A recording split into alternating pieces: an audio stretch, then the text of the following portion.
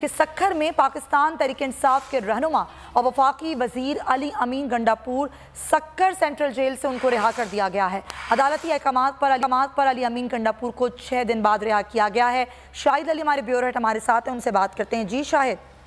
सूरत हाल ये है कि अली अमीन गंडापुर जो साबिक वफाकी वजीर हैं, उनको जो है वो सक्खर सेंट्रल जेल से अभी रिहाई मिली है। वो गुज़िश्ता कई रोज से जो है वो सिंध की मुख्तलिफ अजला में जो है उनके खिलाफ मुकदमात थे और उनको ट्रैवल कराया जाता रहा, मुख्तलिफ अदालतों में वो हाजिर होते रहे।